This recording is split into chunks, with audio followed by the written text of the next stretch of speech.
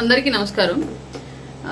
ఊర్లలో పిచ్చి కుక్కల స్టోరీ మీ అందరికీ తెలిసే ఉండొచ్చు. జనరల్ గా పిచ్చి కుక్క ఏదైనా ఒకటి పిచ్చి పట్టిన కుక్క సహజంగా ఒక మంచి కుక్కకి పిచ్చి పట్టినప్పుడు అది బిహేవ్ చేసే పద్ధతి అలా ఎలా ఉంటుందో మీ అందరు చూసే ఉండొచ్చు. ఎలా పడితే అలా అరుచుకుంటూ ఏది పడితే అది చేస్తూ ఎవరిని పడితే వాళ్ళని కరుస్తూ రక్కుతూ వెళ్తూ ఉంటుంది.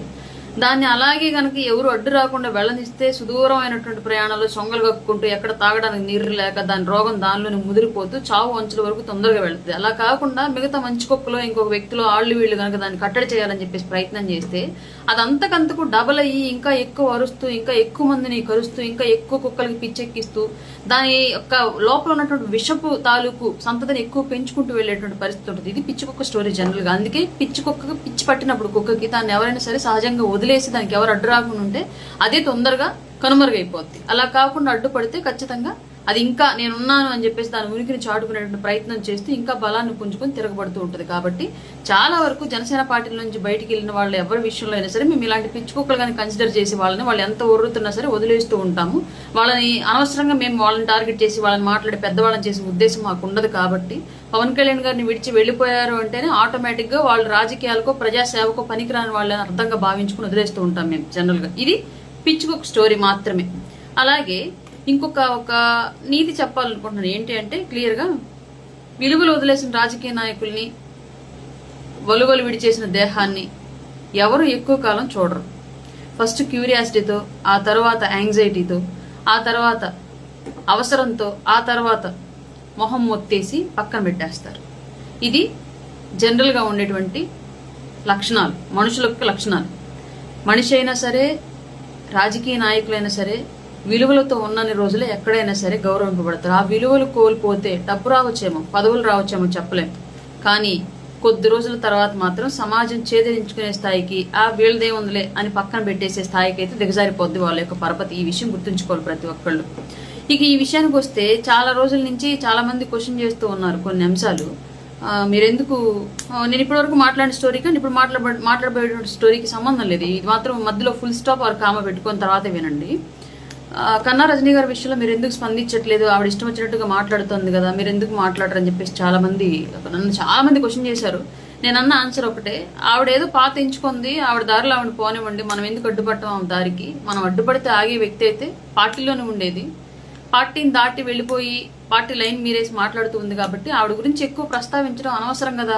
ఆవిడ వ్యక్తిగత జీవితం, ఆవిడ రాజకీయ జీవితం మనకి ఎందుకు కదా, అనవసరం కదా అని చెప్పేసి నేను వదిలేసి ఇదే ఆన్సర్ చెప్పాను. నాతో మాట్లాడి చాలా మందికి తెలుసు ఈ విషయం, పెద్ద దగ్గర నుంచి చిన్న దగ్గర వరకు అందరికి ఇదే ఆన్సర్ ఇచ్చాను నేను.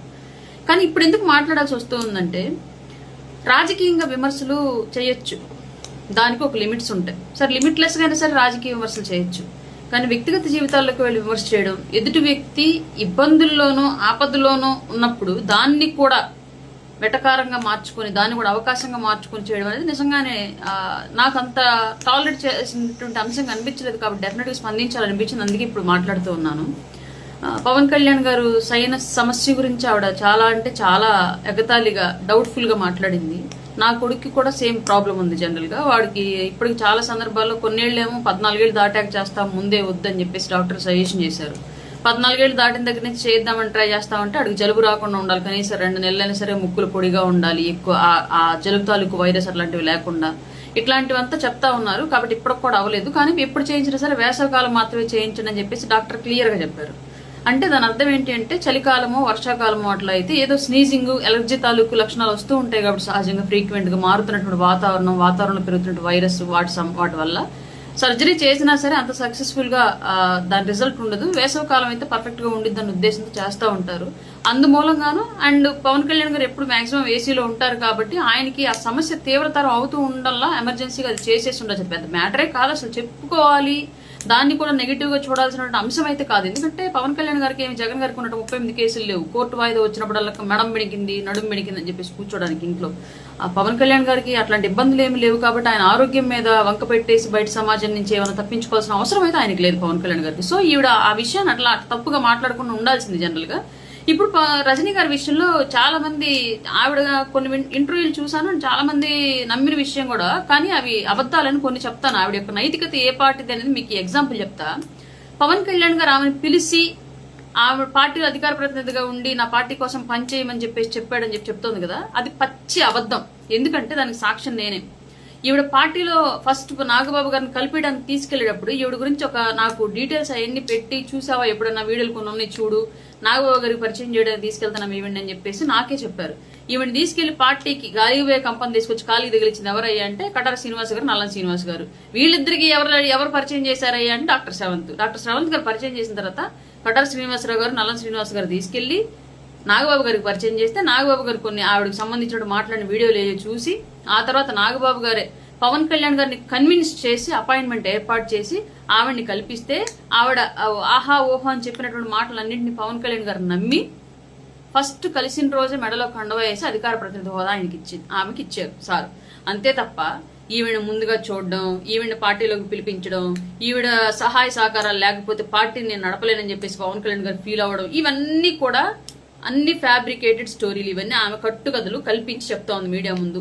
ఇంకొకటి, పార్టీకి ఆమె అధికార ప్రతినిధి ఇచ్చిన తర్వాత మా జిల్లాలో ఒక క్యాస్ట్ నాయకుడికి సంబంధించినటువంటి ఒక పుట్టినరోజు కార్యక్రమంలో మేము కలుసుకున్నప్పుడు నేను పక్కనే ఉండగా ఒక మీడియా ఛానల్తో ఆమె పెద్ద బ్లండరు స్టేట్మెంట్ అన్నారు. ఇంకా అది వింటూ ఇప్పుడైనా సరే కోపం వచ్చేంత బ్లండర్ స్టేట్మెంట్ ఒకటి మీడియా ముందు పాస్ చేసింది.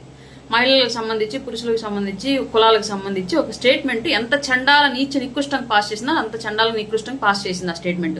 నేను పక్కనే ఉన్నాను. ఆ స్టేట్మెంట్ వెంటతో ఒక్కసారిగా నాకు ఒళ్ళంతా జల్దరించి చెమటలు పట్టేసి నేను నాకు అమ్మో ఏంది ఇట్లా మాట్లాడింది, ఇంత దారుణమైన స్టేట్మెంట్ అని చెప్పేసి భయపడిపోయి నేను ఆ మీడియా రిపోర్టర్ని పక్కకు రాగానే బతులాడుకుని, ఆయన ఇది బయట టెలికాస్ట్ చేయమాక, లైవ్ కాదు కదంటే లైవ్ కాదు మేడం అన్నాడు. దయచేసి టెలికాస్ట్ చేయమాక ఈ బయట, నేను పార్టీ యాప్స్కి చెప్తాను, ఇది కొంచెం కట్ చేసి మీరు చేయొద్దు అని చెప్పేసి నేను వాళ్ళని బతులాడుకుని వెంటనే నేను పార్టీ యాప్స్లో ఉన్నటువంటి శ్యామ్ గారికి కాల్ చేసి, శ్యామ్ గారు మేము ఇట్లా ఈ బర్త్డే ఫంక్షన్కి వచ్చామండి, మీడియా ఉంది ఈవిడ ఈ వర్డ్స్ యూజ్ చేశారు, దయచేసి మళ్ళీ నేను చెప్తే ఆపుతారో లేదు ఛానల్ వాళ్ళకి కొంచెం మసాలా ఉంటే ఎక్కువ వ్యూస్ వెళ్తాయి అని చెప్పేసి టెలికాస్ట్ చేస్తారేమో, మీరు కూడా చెప్పి ఆపండి అని చెప్పేసి చెప్తే శ్యామ్ గారు ఏం చేశారంటే టెలికాస్ట్ అవనీయకుండా ఆపటంతో పాటు బయట తీసుకొని పవన్ కళ్యాణ్ గారికి చూయించారు. పవన్ కళ్యాణ్ గారికి చూయించడంతో ఆ బయట గురించి చూయించడము, అదే టైంలో కేతన్ రెడ్డి వినోద్ రెడ్డిని పార్టీ నుంచి బయటికి పంపించిన సందర్భంలో ఈవిడ కొన్ని డిబేట్లు అటెండ్ అవుతూ కేతన్ రెడ్డి వినోద్ రెడ్డి గారిని భుజాన వేసుకుని మోసిందనమాట. మోస్తే ఆ రెండు సందర్భాలను బేస్ చేసుకుని మాకు ఒక అధికార ప్రతినిధి మీటింగ్ కండక్ట్ చేస్తే అందులో మేము ఈ రోజు పార్టీలో ఉన్నటువంటి మినిస్టర్లు, ఎమ్మెల్యేలు కూడా ఆ రోజు అధికార ప్రతినిధుల మీటింగ్ లో ఉన్నారు. దాదాపు దగ్గర 24 మంది ఉన్నాం మేము ఆ రోజు. బయటికి వెళ్ళి కొబ్బరివాడ కత్తి కూడా అదే మీటింగ్ లో ఉంది. 23 మంది దాకా ఉంటే మేము ఆ రోజు క్లియర్లీ పవన్ కళ్యాణ్ గారు చాలా అంటే చాలా క్లియర్ గా చెప్పారు, ఈ మాటలు ఎలా మాట్లాడతావు, నువ్వు చదువుకున్న వ్యక్తివి కదా, ఆడపిల్లవు కదా, సాటి మహిళలను వాళ్ళ అవమానపరిచేలాగా మాట్లాడచ్చా, నీకు ఇదేనా నేర్పించింది, నీ చదువు నీకు ఇదేనా నేర్పించింది, నువ్వేదో ఉన్నతమైనటువంటి భావజాలంతో ఉంటావు, చదువుకున్న వ్యక్తివి, ఎంతో పార్టీ కోసం ఎంతో ఉపయోగపడతావు అని చెప్పేసి నేను నీకు ఈ అధికార ప్రతినిధి హోదా ఇస్తే అనతి కాలంలో నువ్వు తెచ్చినటువంటి చెడ్డ పేరు ఇదా పార్టీకి, ఇది బయటికి కనుక రిలీజ్ అయ్యి ఏమై ఉండేదని చెప్పేసి పవన్ కళ్యాణ్ గారు ఆవిడని అరవడం జరిగింది. ఆ వెంటనే నన్ను కూడా ఒక విషయం మీద అరవడం జరిగింది. ఏ విషయం అంటే అరవడం కాదు, అది నా మీద జరిగిన విషయం. ఇది మీడియా కానీ ఎక్కడ ప్రచారం అవ్వలేదు. ఇది పార్టీ కార్యక్రమంలో మేము ఒక ఇంటర్నల్ గా పెట్టుకున్నటువంటి ఒక మీటింగ్ లో నేను ఒక వర్డ్ యూజ్ చేశాను. పార్టీలో పవన్ కళ్యాణ్ గారు ఎవరిని నమ్మి టికెట్ ఇచ్చినా గెలిపించాల్సిన బాధ్యత మనది అని చెప్పేసి ఒక వర్డ్ యూజ్ చేసి నేను ఆ మీటింగ్ లో మాట్లాడితే, అప్పుడు ఆ నియోజకవర్గంలో చాలా మంది ఇన్ఛార్జీలు ఉండేవాడు, ఎవడు కూడా పత్తం చేస్తా, ఒకళ్ళు పిలిస్తే వెళ్ళి మీటింగ్ మాట్లాడిన ఆ చిన్న వర్డ్ మిస్టేక్ ని ఇంకొకరు తీసుకెళ్లి కంప్లైంట్ పెట్టారు పార్టీ ఆఫీస్ లో. దాన్ని ఆ రోజు పవన్ కళ్యాణ్ గారు నన్ను అడిగారు, ఇలా అన్నావా నువ్వు వరుణ అని. అన్నాను సార్ అన్నాను.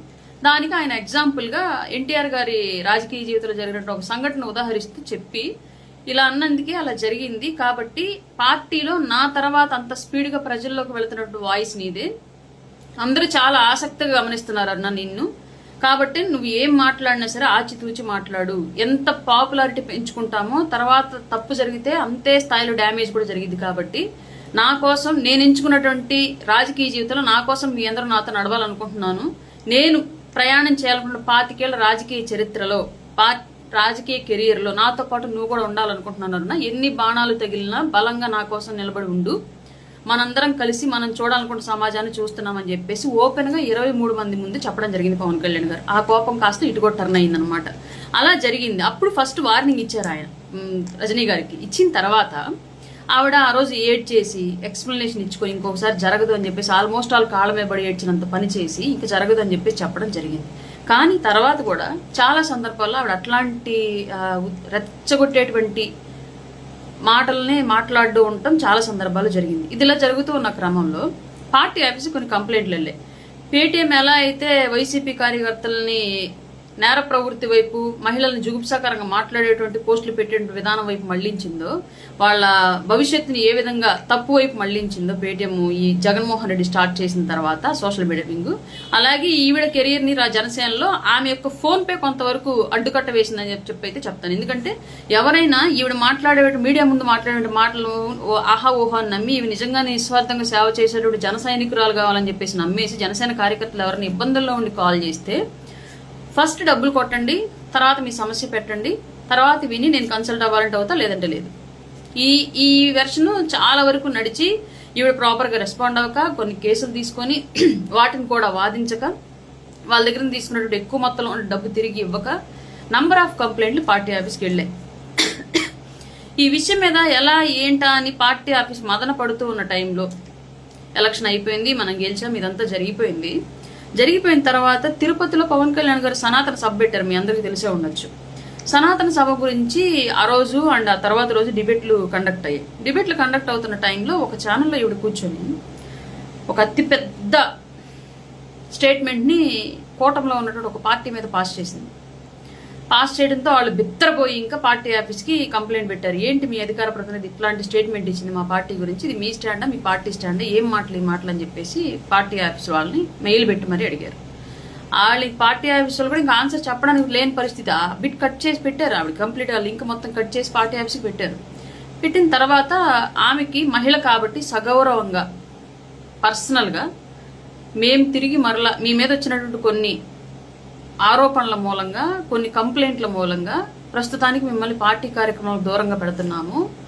పార్టీ కార్యక్రమంలో కానివ్వండి, మీడియా డిబేట్లలో కానివ్వండి, జనసేన అధికార ప్రతినిధిగా మీరు ఎక్కడా పాల్గొనవద్దు, తిరిగి మరలా మేము చెప్పేంత వరకు అని గౌరవప్రదంగా పర్సనల్గా ఆమెకు మాత్రమే మెసేజ్ సెండ్ చేశారు. అప్పటి నుంచి ఆమె మీడియాకి వచ్చిన కార్యక్రమాలకు వెళ్ళినా జనసేన వీర మహిళ లేదా మహిళా అడ్వకేట్ అని చెప్పేసి పెట్టుకుంది తప్ప ఎక్కడ జనసేన పార్టీ రాష్ట్ర అధికార ప్రతినిధి అని చెప్పి చెప్పుకోవాలి. ఎందుకంటే ఆ పేరు ప్రస్తుతానికి వాడుకోవద్దని చెప్పారు కాబట్టి ఈవిడ మీడియా నుంచి దూరంగా ఉండలేక ఈ మీడియాతో మాట్లాడేటప్పుడు ఈ పేరుతోటి జాయిన్ అయింది. చాలా సందర్భం చాలా మంది మీడియా మిత్రులకు కూడా తెలిసి ఈ విషయం. మరి ఈ మధ్య ఎందుకన్నా ఆవిడని ఆ విషయం తెలిసి కూడా ఎందుకు అంత డ్రామాటిక్ గా ఆవిడతోటి జనసేన అధికార ప్రతినిధి, మాజీ జనసేన ఇట్లాంటివన్నీ పెట్టి చేస్తున్నారు ఎందుకు నాకు తెలియదు. ఇది ఆమె విషయంలో జరిగినట్టు అంశం. అంబటి రాంబాబు విషయంలో బయటికి పొమ్మన్నారు, ఇవన్నీ అబద్ధాలు. ఇవన్నీ ఆమెకు అనుకూలంగా ఆమె అల్లుకున్నటువంటి స్టోరీలు. అలాగే ఇంకొక విషయం, ఇది రజనీ గారికి నేను చెప్పాలి అనుకుంటుంది. మారుతున్నటువంటి రాజకీయ పరిస్థితులు ఎప్పుడు ఎలా ఉంటున్నాయో ఎవరికి తెలియట్లా. ఏ పార్టీలో ఉన్నటువంటి నాయకులు ఏ పార్టీ వాళ్ళతో సత్సంబంధాలు నడుపుకుంటున్నారు, వ్యాపార లావాదేవీలు నడుపుకుంటున్నారో తెలియట్లా. మనం అల్పజీవులం. మనం ఎంత విలువలతో రాజకీయాలు చేస్తే భవిష్యత్తులో అంత విలువైనటువంటి అభివృద్ధి అనేది కనిపించింది. కాదు కూడదని ఇన్స్టెంట్ గా ఏదో ఆశించేసి ఎవరి మీద బురద వేయాలి అనుకుంటే, ఫస్ట్ ఒకరి మీద బురద వేయాలి అనుకుంటే పట్టుకునేది ఎవరి చేతులతో, మన చేతులతో. అంటే అది ముందుకు ఎవరికి అంటుకుంటుంది, మనకే అంటుకుంటుంది. ఫస్ట్ నువ్వు ఏమి ఎదుటి వాళ్ళ మీద విసిరేయాలనుకున్నా ఫస్ట్ అది నీకే అంటుకుంటుంది అన్న విషయం మాత్రం మర్చిపోవద్దు.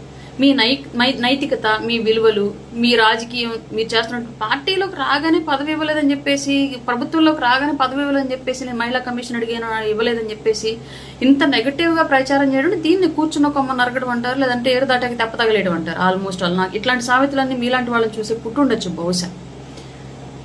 మీకన్నా ముందు నుంచే చేస్తున్నాం, మాకెవరికి అంత కోపం మీకు వచ్చినంత ఇది రాలేదు, మేమెవరం మీలా కనిపించాలి. ఆయన రాజకీయ జర్నీలో ఆయన పెట్టుకున్నటువంటి సుదూర లక్ష్యంతో పాటు ఆయనతో పాటు ట్రావెల్ చేయాలని చెప్పేసి ఈ రంగంలో అడుగు పెట్టాం. అలాగే ముందుకు వెళుతూ ఉన్నాం.